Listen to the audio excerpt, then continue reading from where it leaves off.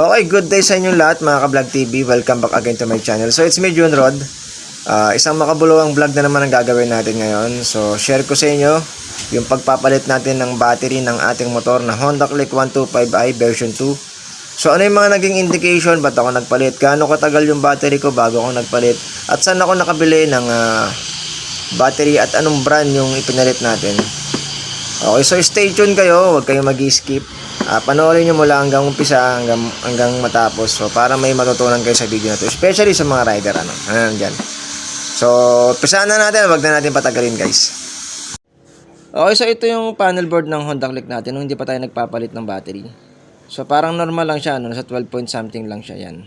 So kapag in-start natin yung battery, pinaandar na natin, mag-range na yung 13.4 to 13.7 hanggang 13.8. So parang normal lang talaga. Ang problema lang dito guys, mas madalas nang lumalabas yung kulay red na logo ng battery dito sa panel natin. So hindi na normal yon So doon pa lang makikita mo na medyo may nagkakaroon na ng konting tama yung battery natin kasi matagal na rin magti 3 years na this coming May. So nakita ko naman sa ibang vlog yung iba pa nga 2.5 pa lang nagpapalit na, yung iba nga 2 years pa lang So sulit na. So hindi ko na paabutin pa ng 3 years mahigit pa kasi ako nagbabiyaya ko ng madaling araw at gabi, ayokong matirikan pa. So nagpalit na tayo. So Quantum yung binili natin guys. Nakita ko sa mga reviews maganda raw yung Quantum. Kaya naghanap ako ng Quantum. Share ko sa inyo kung saan ako nakabili ng Quantum. Okay, so dito tayo nakahanap sa may Gate 1 Kogyo, Antipolo. Yan. So nag-i-issue sila dito ng warranty at least 1 week. Doon sa mismong bayan, malapit sa simbahan, naikot ko yung conferential sumulong doon. Alos yung mga malaking shop ng mga motor doon, hindi sila nag-issue talaga ng warranty o kahit 1 week man lang. So dito nag-issue sila ng warranty. So dito na ako nagbumili. Okay po. Quantum O lagay na natin Okay, so moment of truth. Natanggal na natin yung luma, yung GS. So inabot din to ng 2 years and 11 months. Magti 3 years na siya sa May, this coming May.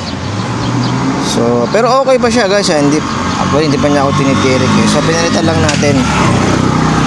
Harap na kasi pinabiyahe tayo ng gabi hanggang madaling araw. So madali lang naman magkabit nito guys. Ilang naman to, isang tornilyo lang yung dito. Ay, isang tornilyo lang naman yung tinanggalan natin. So kailangan mo ng Phillips dito And then yung dito Phillips din. So hanggat maaari wag magkakapalit. Okay, so yung size niya hindi siya 5L usually parang 5S yung sinabi nung So sinukat ko to. So eksakto yung sukat niya. So mas maganda pag bibili din kayo, sukatin niyo na lang guys kung ano yung sukat nito, yung haba niya dito, tsaka yung taas niya, yung lapad niya. Okay, so ikabit na natin tanggalin ko na to. Okay, so ito yung price niya mga guys. So ito yung resibo, 1,450, 1 week warranty yung binigay sa akin. Total blackout. So dito lang yan sa gate 1 ng Antipolo Kogyo.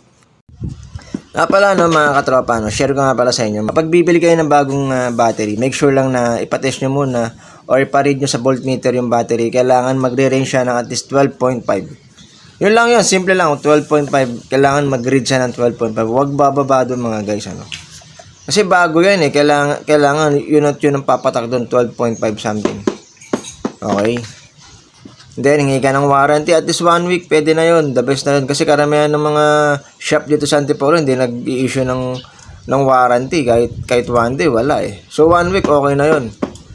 So indication din yun na ibig sabihin yung nagtitinda alam nilang bago talaga, hindi sila mapapaya o hindi sila tatablahin nung binebenta nilang mga item kasi alam nilang bago yun. Okay nga pala, may i-share ako sa inyo. Mahalaga to. So napaka-effective nito para tumagal yung battery ng motor ninyo. Wag ninyong hahayaang madrain yan.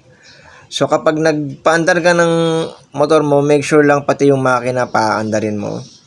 Kasi nagko-consume ng power yung ilaw mo. So kumukuha ng power sa battery yan. Ngayon kung hindi nakabukas yung motor, yung makina mo, binuksan mo lang yung susi, so may tendency na madrain yung battery, mababawasan yan. Hindi na papalitan kasi yung yung power na pumapasok sa battery gawa ng hindi nakabukas yung makina. So make sure lang kapag pinandar mo talaga yung motor mo, pati yung makina paandarin mo na rin. Okay, para tuloy-tuloy lang yung cycle niya, no. Kapag naglalabas ng power yung battery, may pumapasok din battery. So hindi siya nadidrain. So doon pa lang mga katropa, no. Tatagal yung battery niyo. Wag na wag ninyong hahayaan na ma-drain yan. Kasi kapag once na na-drain na yan, nabawasan na yan, kahit anong charge mo pa yan, one thing is for sure, iiksi na yung buhay ng battery ninyo. Kahit bago pa yan. So, yun lang guys. Ano masishare ko sa inyo. Okay, so hanggang dito na lang mga ka-Vlog TV natin. Kung may mga question kayo, wag kayo mayang mag-comment dyan. Sasagutan natin yan kapag nabasa ko. Okay, ngayon kung nakatulong man ito sa inyo, sana wag naman ninyong kalimutan na mag-like, share, and then subscribe na rin, So, salamat sa panonood ninyo mga ka-Vlog TV, mga ka-rider natin. Ride safe always. Mas maganda na yung sigurado kang bago lahat, maayos ang lahat para hindi ka matirik sa inyong daan. So, ride safe lang. Bye-bye.